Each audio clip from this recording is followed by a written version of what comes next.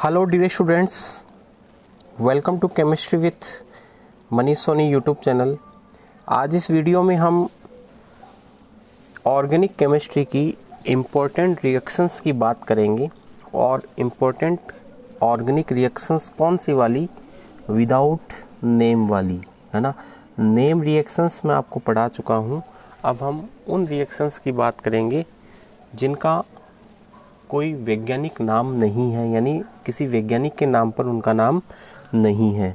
तो सबसे पहले हम बात करेंगे रिएक्शन नंबर 1 है हमारी, जो इम्पोर्टेंट है, SN1 और SN2 रिएक्शन, है ना। यहाँ पर ये जो PDF मैंने बना रखी है, ये शॉर्टकट के अंदर बना रखी है ताकि आप जल्दी जल्दी इन रिएक्शंस को पढ़ सको और आपका टाइम बच सके। तो SN1 रिएक्शन आप देख रहे हैं, मैंने एक तृतीयक एल्किल हैलाइड ले रखा है। तृतीयक एल्किल हैलाइड, इसका नाम है तृतीयक ब्यूटिल क्लोराइड, और इसकी अभिक्रिया करवा रखी है OH- आयन के साथ। याद कीजिएगा, SN1 अभिक्रिया की जो स्पीड होती है वो सबसे ज़्यादा 3 डिग्री के लिए होती है, फिर 2 डिग्री के लिए और फिर 1 डिग्री के लिए। तो हम जब भी SN1 अभिक्रिया लिखते हैं तो हम यहाँ पर 3 डिग्री एल्किल हैलाइड लेकर के चलते हैं। तो मैंने यहाँ पर एक 3 डिग्री एल्किल हैलाइड ले लिया और इसकी अभिक्रिया मैंने करवा दी OH- आयन के साथ, जो कि एक नाभिक स्नेही है। तो OH- क्या करेगा, इस Cl को यहाँ से Cl- के रूप में हटा देगा और उसका स्थान ग्रहण कर लेगा और क्या बनाएगा, तृतीयक ब्यूटिल अल्कोहल बनाएगा। ये अभिक्रिया देखो मैंने साइड में लिख रखा है, 2 पदों में होती है। कितने पदों में होती है? 2 पदों में होती है। इस अभिक्रिया की कोटि कितनी होती है? 1 होती है। इस अभिक्रिया की अणुकता कितनी होती है? 1 होती है। इसमें मध्यवर्ती क्या बनता है? कार्बोकैटायन बनता है। और इसमें रेसिमरीकरण क्या होता है? संपन्न होता है। ये जो वीडियो मैं बना रहा हूँ रिएक्शंस का, इसमें मैं आपको रिएक्शंस को शॉर्टकट करके पढ़ाने की कोशिश कर रहा हूँ। यदि आपको वीडियो अच्छा लगे तो इसे लाइक कीजिएगा और चैनल को सब्सक्राइब कीजिएगा यदि आप चैनल पर नए आए हैं तो, ठीक है। और बेल आइकन को भी दबा दीजिएगा ताकि आगे आने वाले सभी वीडियोस की नोटिफिकेशंस आपको सबसे पहले प्राप्त हो सके। तो बताइएगा, ये अभिक्रिया कितने पदों में होती है? सर 2 पदों में होती है, ये तो हमें पता है। कोटि कितनी होती है? 1 होती है। अणुकता भी कितनी होती है? 1 होती है। मध्यवर्ती क्या बनता है? कार्बोकैटायन बनता है। और रेसिमीकरण क्या होता है? संपन्न होता है। अब इसकी मैकेनिज्म देखो, मैकेनिज्म का मतलब क्रियाविधि। तो पहला पद जो होता है उसका नाम क्या है? कार्बोकैटायन का निर्माण, यानी पहले पद में बनता है कार्बोकैटायन और दूसरे पद में नाभिक स्नेही का क्या होता है? आक्रमण होता है। तो देखो, सबसे पहले हम पहले पद की बात करते हैं। ये है आपका 3 डिग्री एल्किल हैलाइड।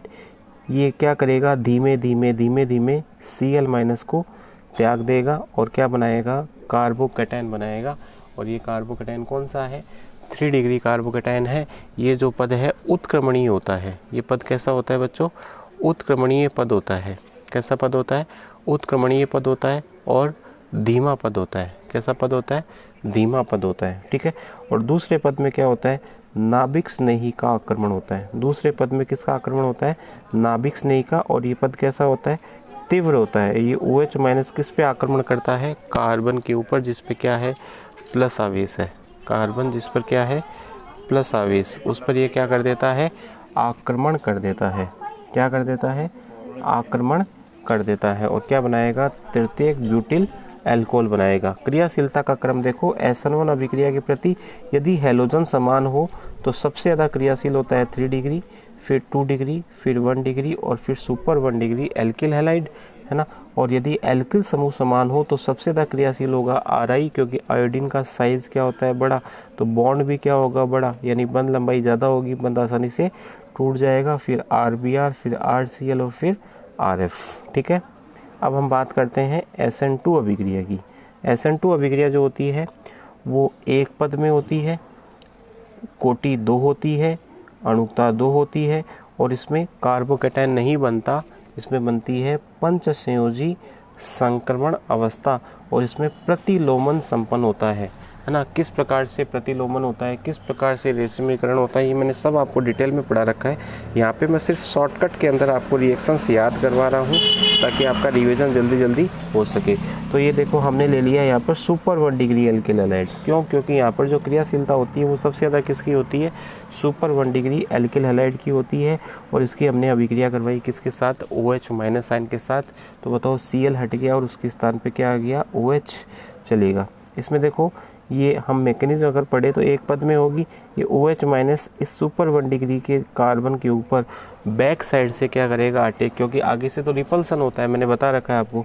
तो बताओ धीरे धीरे ये जुड़ता जाएगा कार्बन के साथ, वैसे वैसे ये Cl माइनस के रूप में बाहर निकलता जाएगा और एक क्या बनेगी? पंच संयोजी संक्रमण अवस्था बनेगी, जिसमें तीनों हाइड्रोजन प्लेन में आ जाएंगे। इस प्रकार से इधर से हम OH माइनस को एंटर करता हुआ दिखा देंगे, घुसता हुआ दिखा देंगे, और यहाँ से इसको बाहर निकलता हुआ दिखा देंगे, और यहाँ पर OH जुड़ जाएगा और Cl बाहर निकल जाएगा। क्रियाशीलता का क्रम यदि हम देखें तो यदि हैलोजन समान है तो सबसे ज़्यादा क्रियाशील होता है सुपर 1 डिग्री और सबसे कम होता है 3 डिग्री, और एल्किल समूह समान हो तो सबसे ज़्यादा क्रियाशील होता है Ri और सबसे कम कौन होता है? Rf। तो यहाँ पे आपने एक बात नोट कर ली कि अगर एल्किल समूह समान है तो आयोडीन वाला सबसे ज़्यादा क्रियाशील होगा, है ना। और यदि हैलोजन समान है तो 3 to 1 सुपर 1 डिग्री, और SN2 के लिए सबसे ज़्यादा सुपर 1 डिग्री, फिर 1 डिग्री, 2 डिग्री और 3 डिग्री। अब हम बात करेंगे नाभिक स्नेही प्रतिस्थापन अभिक्रियाओं के महत्वपूर्ण उदाहरण। नाभिक स्नेही प्रतिस्थापन अभिक्रियाओं के महत्वपूर्ण उदाहरण, इसमें पहली जो अभिक्रिया है वो है जलीय KOH के साथ। किसके साथ? जलीय KOH के साथ। तो देखो RX की जलीय KOH के साथ अभिक्रिया। जलीय KOH का काम क्या होता है वो आपको याद रखना है। जलीय KOH का काम होता है RX का X हटाकर OH लगाना। RX का X हटा देता है और उसके स्थान पर क्या लगा देता है? OH लगा देता है। ये आपको है ना दिमाग में बिठानी है बात की किस अभिकर्मक का क्या काम होता है। ये आपको याद है तो एग्जाम में इजीली क्वेश्चन सॉल्व हो जाता है। तो हमने RX लिया प्लस जलीय KOH, तो बताओ क्या बन जाएगा? ROH प्लस क्या बन जाएगा? KX। अब यहाँ पे एक नोट लगा के बात लिखी हुई है, यदि परीक्षा में जलीय KOH के स्थान पर, यदि परीक्षा में जलीय KOH के स्थान पर एल्कोहलिक KOH दे रखा हो, बहुत इंपॉर्टेंट बात है ये, जलीय KOH के स्थान पर एल्कोहलिक KOH दे रखा हो तो एल्कोहलिक KOH का काम होता है RX के बीटा कार्बन से H और अल्फा कार्बन से X बाहर निकालना, है ना। और यहाँ पर ये विलोपन अभिक्रिया संपन्न होगी। कौन सी अभिक्रिया संपन्न होगी बच्चों? विलोपन अभिक्रिया होगी। देखो जलीय KOH जो होता है वो तो नाभिक स्नेही प्रतिस्थापन अभिक्रिया देता है, और एल्कोहलिक KOH जो होता है वो विलोपन अभिक्रिया देता है। ये अभिक्रिया विलोपन होती है। जैसे हमने लिया CH3CH2X, इसकी अभिक्रिया करवाई जलीय KOH के साथ, तो देखो Cl के स्थान पे OH आ चुका है, लेकिन हमने जब एल्कोहलिक KOH लिया तो ये एल्कीन बनेगी। क्या बनेगी? एल्कीन। यहाँ से H निकलेगा और यहाँ से X निकलेगा तो एल्कीन बनेगी, ठीक है। सेजेफ का नियम तुरंत पढ़ लेते हैं इसके बाद ही। सेजेफ का नियम क्या होता है? यदि किसी एल्किल हैलाइड की अभिक्रिया एल्कोहलिक KOH के साथ करवाने पर 2 प्रकार की एल्कीन बनने की संभावना हो, यदि किसी एल्किल हैलाइड की अभिक्रिया एल्कोहलिक KOH के साथ करवाओगे और वहाँ पर 2 प्रकार की एल्कीन बनने की संभावना हो, तो वह एल्कीन अधिक मात्रा में बनती है जो ज़्यादा क्या होती है? प्रतिस्थापी। जैसे हमने एक एल्किल हैलाइड ले लिया यहाँ पर, इसका नाम है 2-हेलोब्यूटेन, और इसकी अभिक्रिया करवाई KOH के साथ। तो देखो इसमें 2 बीटा कार्बन है, और 2 बीटा कार्बन होने के कारण 2 एल्कीन बनने की संभावना है, एक ये वाली और एक ये वाली। इसको कहते हैं 2 ब्यूटीन, इसको कहते हैं 1 ब्यूटीन। बताओ 2 ब्यूटीन ज़्यादा प्रतिस्थापी है क्योंकि इसमें ज़्यादा संख्या में अल्फा H है, 6 अल्फा H है इसके अंदर, और इसके अंदर केवल कितने अल्फा H है? 2 अल्फा H। तो ज़्यादा अल्फा H वाली ज़्यादा प्रतिस्थापी होती है और ये ज़्यादा क्या होगी? मात्रा में बनेगी। तो बताओ एल्कोहलिक KOH और जलीय KOH में अंतर समझ में आ गया। जलीय KOH का काम क्या है? Cl हटा के OH लगाना, और एल्कोहलिक KOH का काम है H और Cl को हटाना। Cl हटाता है अल्फा कार्बन से और H हटता है बीटा कार्बन से। विलोपन अभिक्रिया एल्कोहल वाले पार्ट में भी आती है। ये देखो मैंने आपको यहाँ पर बहुत अच्छे से नोट्स बना के इसके दिए हैं। विलोपन अभिक्रिया अल्कोहल वाले पार्ट में भी आती है। कौन से पार्ट में आती है? अल्कोहल वाले पार्ट में भी आती है। बीटा हाइड्रोजन युक्त अल्कोहल की विलोपन अभिक्रिया निर्जलीकारक सांद्र H2SO4 द्वारा करवाई जाती है। याद कीजिएगा कितने डिग्री सेल्सियस पर? 170 डिग्री सेल्सियस या 443 केल्विन पर। इस अभिक्रिया में बीटा कार्बन से हाइड्रोजन और अल्फा कार्बन से OH बाहर निकलता है। इसे निर्जलीकरण अभिक्रिया कहते हैं। याद कीजिएगा टेम्परेचर कितना है? 443 केल्विन। ये देखो CH3CH2OH प्लस किसके साथ अभिक्रिया करवाई? सांद्र H2SO4 के साथ अभिक्रिया करवाई। तो देखो एल्किन बन गई, प्लस क्या बन गया? H2O। अल्कोहल के निर्जलीकरण से दो प्रकार की एल्किन बनने की संभावना हो तो कौन सा नियम लगाओगे?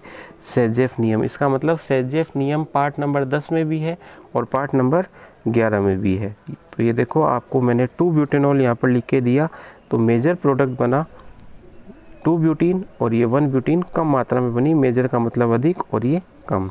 अब देखो दूसरी अभिक्रिया है ना, इम्पोर्टेंट अभिक्रिया है, नाभिक स्नेही प्रतिस्थापन अभिक्रिया का दूसरा उदाहरण है KCN और AgCN के साथ अभिक्रिया। देखो KCN का तो क्या काम है और AgCN का क्या काम है, ये अच्छे से सुन लो आप। KCN का काम है X हटा के CN लगाना, हेलोजन हटा के CN जोड़ता है, साइनाइड जोड़ता है, और AgCN जोड़ता है NC। ये आपको याद रखना है। अब इसका कारण भी पूछा जाता है। देखो KCN एक आयनिक यौगिक है, आयनिक यौगिक है, इसका मतलब इसका डेल्टा EN ज़्यादा है। डेल्टा EN क्या है? अधिक है। तो बताओ जब डेल्टा EN यानी विद्युत ऋणता में अंतर, EN का मतलब होता है इलेक्ट्रॉन नेगेटिविटी, विद्युत ऋणता, और डेल्टा का मतलब होता है अंतर। तो बताओ विद्युत ऋणता में अंतर ज़्यादा है तो K पर प्लस होगा और CN के कार्बन पर क्या होगा? माइनस। यदि हम इसको लिख सकते हैं K प्लस और CN माइनस। समझ में आई बात? बताओ KCN कैसे ब्रेक होगा? K प्लस और CN माइनस। अतः KCN का कार्य RX का X हटाकर CN जोड़ना होता है। RX का क्या हटाता है? X, और उसके स्थान पर क्या लेके आता है? CN। तो RX प्लस KCN से क्या बन जाएगा? RCN प्लस क्या बन जाएगा? KX बन जाएगा। जबकि AgCN है ना, वो एक सहसंयोजक यौगिक है। यहाँ पे डेल्टा EN कम होता है, विद्युत ऋणता में अंतर कम होता है, तो Ag पर प्लस नहीं आता और CN के कार्बन पर माइनस नहीं आता। तो फिर यहाँ पर नाभिक स्नेही की तरह ये नाइट्रोजन काम करता है जिसके ऊपर लोन पेयर हो। तो बताओ ये लोन पेयर इसके ऊपर अटैक करेगा, नाइट्रोजन अपने लोन पेयर के कारण इस पर अटैक करेगा, तो जो अटैक करेगा वो जुड़ेगा, तो इसमें NC बनेगा। अब बात आती है सर परीक्षा में क्या प्रश्न आएगा, तो या तो आपसे वो अभिक्रिया पूरी करवा लेगा। KCN लिखे तो CN जोड़ देना, AgCN लिखे KCN लिखे तब तो CN जोड़ना है, AgCN लिखे तो NC जोड़ना है। एक आपसे क्वेश्चन पूछा जा सकता है, कारण बताओ कि KCN के साथ तो साइनाइड बनता है और AgCN के साथ आइसोसाइनाइड बनता है। तो आपको सीधा सा ये लिखना है कि KCN एक आयनिक यौगिक होता है क्योंकि विद्युत ऋणता में अंतर अधिक होने के कारण K पर प्लस होता है, CN के कार्बन पर माइनस होता है। जबकि AgCN में Ag और कार्बन की विद्युत ऋणता में अंतर इतना नहीं है कि ये आयनिक यौगिक बन जाए, यह एक सहसंयोजक यौगिक होता है, इसलिए Ag पे प्लस नहीं आता, CN के कार्बन पर माइनस नहीं आता। तो यहाँ पर नाइट्रोजन अपने लोन पेयर के कारण क्या करता है? आक्रमण करता है, नाभिक स्नेही की तरह कार्य करता है। और भी इस रिएक्शन के उपयोग इंटर कन्वर्जन में काफ़ी होते हैं। कार्बन की चेन को बढ़ाने के लिए हम साइनाइड के साथ रिएक्शन करवाते हैं, वो हम धीरे धीरे एक्सपीरियंस के साथ आप लोग सीख जाओगे। फिर है RX की KNO2 और AgNO2 के साथ, तो सेम है। देखो KNO2 एक आयनिक यौगिक है, X हटाकर ONO जोड़ता है। AgNO2 क्या करता है? X हटाकर NO2 जोड़ता है। समझ में आ रही है?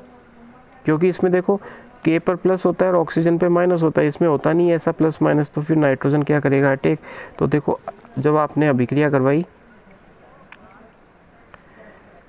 KNO2 के साथ तब तो बन गया RONO, और AgNO2 के साथ क्रिया करवाई तो क्या बन गया? RNO2। ये अभिक्रिया अल्कोहल के विक्टर मेयर परीक्षण में भी काम आती है। याद रखना ये वाली अभिक्रिया विक्टर मेयर परीक्षण में आती है कि नहीं आती? बिल्कुल आती है। चलिएगा अब हम बात करेंगे एल्किन की HX के साथ अभिक्रिया, यानी मार्कोनिकॉफ और एंटी मार्कोनिकॉफ नियम वाली अभिक्रिया, और इसको हम अगले वीडियो में ही पढ़ेंगे। तो आप एक बार यहाँ तक की रिएक्शंस को अच्छे से पढ़ लीजिएगा, अगले वीडियो में हम यहाँ से शुरू करेंगे। और ये देखो मैंने सारे नोट्स बना रखे हैं, यदि आपको ये सारे नोट्स चाहिए तो आप यूट्यूब चैनल के ऊपर जुड़ जाए, अधिक से अधिक बच्चों को जोड़ें। देखो मैंने सारी रिएक्शंस को एक ही पेज के ऊपर एक साथ लिख कर के यहाँ पर समाहित कर रखा है, इनके बाहर कोई रिएक्शन आपकी बोर्ड परीक्षा में नहीं आएगी, इतना मैं दावा आपसे कर सकता हूँ। नेम रिएक्शंस आप पढ़ लेना और ये वाली रिएक्शंस पढ़ लेना, तो आपका ऑर्गेनिक केमिस्ट्री वाला जो 4 पार्ट है ना वो आसानी से क्लियर हो जाएंगे। चलिएगा, मिलते हैं, थैंक यू।